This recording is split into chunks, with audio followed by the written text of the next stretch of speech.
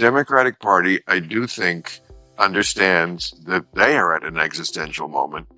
Parties don't have to survive. The Whigs came and went and others, and they understand they're not going to win with the AOC wing. Why is it that the Democrats didn't look at the reasons they lost and then try to come more to the middle? Instead, they're doing it finally. Not AOC, not Bernie. On the latest Club Random, sparks didn't just fly, they detonated. Bill Maher went head-to-head with fitness firebrand Jillian Michaels, and the fuse? One incendiary name, AOC. The debate over her potential 2028 ticket lit up like a powder keg. Maher came out swinging, dropping truth bombs with surgical precision, but Jillian wasn't pulling punches. She countered with raw, unfiltered heat, playing devil's advocate like a warrior in the arena. The tension? Razor sharp. The exchange? Pure dynamite. There's a lot to unpack, so strap in, subscribe, and get ready for the fireworks. She's the front runner, followed close, I guess not a close second, but then... That's just name recognition. Okay, fair. And one would hope, honestly, because I've been underwhelmed by her for quite some time, whether you like her or not. AOC, you're talking about Kamala? Yeah. Oh, totally underwhelming. But then the next one in line is AOC. I mean, I voted for her, but totally underwhelming. Then came the explosion. The duo dove headfirst into the latest ICE arrest and the Democratic tailspin that followed, and it got messy fast. Maher didn't hold back, blasting the DNC for torching their credibility by propping up Kamala Harris, slamming the outrage as completely off base. But the real firestarter?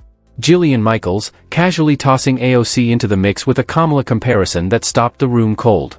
Maher arched an eyebrow, leaned in, and boom. The temperature spiked. You could feel the shift, that, wait, did she actually say that? Moment crackling in the air. What followed was pure combustion. Tensions flared, truths hit like gut punches, and egos torched. You're gonna want to hear every scorched second of what went down next. Why is it that the Democrats didn't look at the reasons they lost and then try to come more to the middle? Instead, they're doing it finally. Not AOC, not Bernie. Yeah, Jillian Michaels leans conservative, but this cut deeper than red versus blue. You could see it in her eyes, not scorn, but pity. Because she knows, like I've been shouting from this channel for months, the Democrats aren't just stumbling. They're on a slow-motion nosedive into political oblivion. And let's not kid ourselves, it wouldn't be the first time a major American party crumbled under the weight of its own denial. Michaels isn't gloating. She's watching a ship sink while the crew waves from the deck, grinning like it's a cruise. Maher tries to sell the idea that the DNC is steering back to the center, but the logic leaks like a busted lifeboat.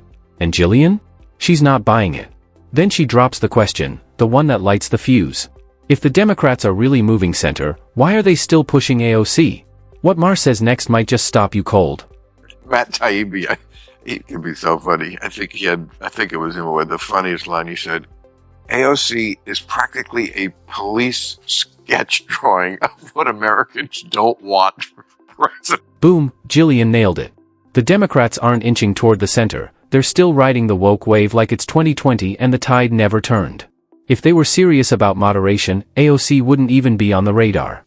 Let's be real, AOC makes Kamala Harris look like a centrist schoolteacher. At least with Kamala, half the time you didn't know what she actually believed, vague, polished, elusive. On the woke-o-meter? Kamala's maybe a 4. AOC? She's a proud, fire-breathing 9. So when people claim the DNC is shifting to the middle, I've got to ask, based on what? Noom? Please. The man spends more time in front of a mirror than fixing the mess in his own backyard. That's not centrism, that's PR in a suit. The harsh truth? The DNC is still trapped in an ideological echo chamber, mistaking hashtags and photo ops for actual leadership. And if they don't wake up, they won't just lose elections, they'll lose relevance. She's leading. But it's 2025, the election isn't for 3 years. This means nothing. You know what it is? This means nothing. It's the fact that I thought... They're not going to do it. I would bet my house on that. They are not going to go that route. Look, I respect Maher's optimism, I really do. But let's cut the polite fiction, we can't all be wrong. Don Lemon was on Club Random not long ago, and when Maher asked who he saw stepping up after Kamala, he didn't blink, he said AOC. Another guest on Real Time echoed the same name. And now? Jillian Michaels drops it too. This isn't some fringe take anymore, it's becoming a pattern. Personally, I see the future shaping up as a political heavyweight match, AOC versus Gavin Newsom, gloves off. And you know what? AOC takes it. Why? Because while Newsom's got the polish, AOC brings the fire. Don't forget, nobody gave Kamala a shot either, and look how that turned out. She marched the DNC straight into the abyss. So if Maher's still banking on logic, legacy, or tradition to steer the Democrats' next move, he better buckle up, because the next shockwave isn't coming. It's already here. The Democratic Party wants to survive. Every party does. As they say in Jurassic Park, life finds a way. I see it out here with the groundhogs in my lawn. I see it with the ducks. I have ducks, and they go in the pool, and I yell at them, and they get out. I think I've trained them now. Maher thinks an AOC ticket would be political suicide, and he's betting the DNC is smart enough to steer clear. But let's be honest, he's forgetting his own history with this party. If anything, the Democrats have made ignoring Bill Maher a full-time sport. A few years back, he flagged Biden's mental decline. Crickets. They rolled forward anyway. 2 years ago, he called out Kamala, unelectable, uninspiring, unrelatable. The DNC? Doubled down and shoved her into the spotlight. And now here we are again, with Maher hoping this time they'll finally listen when it comes to AOC. But if the past is any clue, they won't. The Democratic establishment has proven one thing: they'd rather be ideologically pure than strategically smart.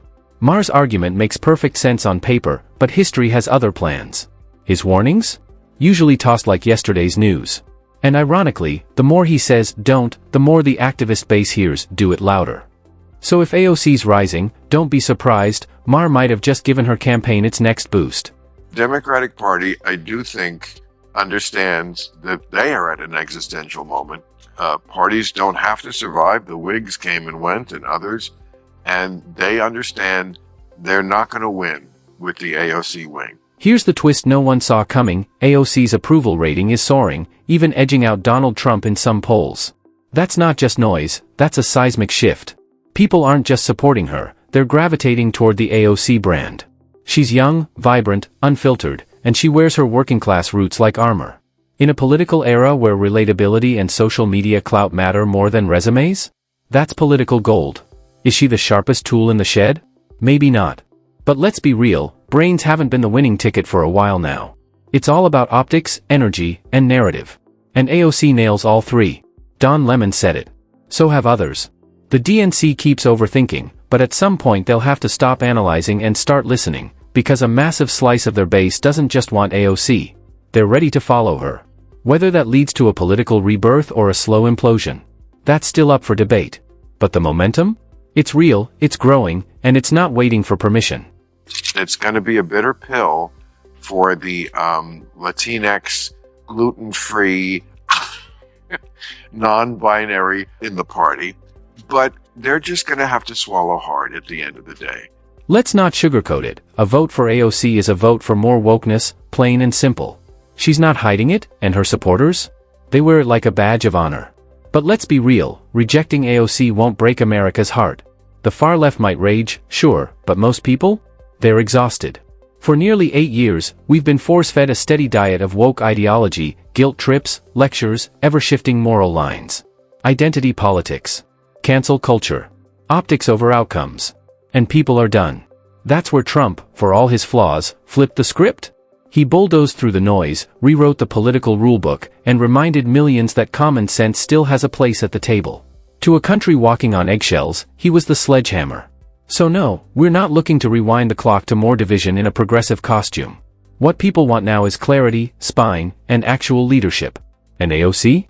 She's not bringing any of that. Even CNN sees the writing on the wall, and they've already started sounding the alarm for the Democrats. This is the generic ballot test. This is when you test people in a generic question. Of course, the House races aren't generic. There are 435 of them. What happens when you go race by race? What happens when you go race by race? Well, it's the same idea. Okay, House seat ratings with a GOP president like back in 2005 and, of course, 2017. More net pickup seat chances. Well, last time around, look at that. Democrats were ahead by 33 seats. How about in 2005? Democrats were ahead by 7 seats. What's going on right now? It's actually Republicans. Actually, Republicans with more net pickup chances at plus 12, according to the Cook Political Report. So no, we're not wrong when we say the DNC is barreling straight toward disaster. Every political warning light is flashing red. The writing's on the wall. Even their most loyal allies are quietly stepping back. Just look at the midterm projections, bleak. Approval ratings? In free fall. Voter enthusiasm? Evaporating. And those must-win battleground states? Slipping through their fingers like sand. Over the last 6 months, the Democratic playbook has been painfully predictable: attack Trump, scream anti-ICE talking points, deflect blame for global chaos, and pray the noise buries the failures. But here's the twist: it's not working. Despite the constant barrage, Trump's popularity isn't just holding, it's climbing. Why? Because voters aren't stupid. They see the spin, the blame, the political theater, and they're over it. They want results. And like it or not, Trump, flaws and all, still represents that alternative for millions. Bottom line? The Democratic Party isn't just out of step. It's on a self-destructive sprint. Elevating AOC won't fix it, it'll magnify the very fractures pulling them apart. Meanwhile, Trump's momentum grows by the day, fueled by a public done with slogans and starving for substance. If the DNC keeps choosing wokeness over wisdom, they won't just lose votes, they'll lose the trust of the country. That's it for today's video. If you got something out of this, hit that like button, subscribe, and drop your take in the comments, because this conversation? It's just getting started.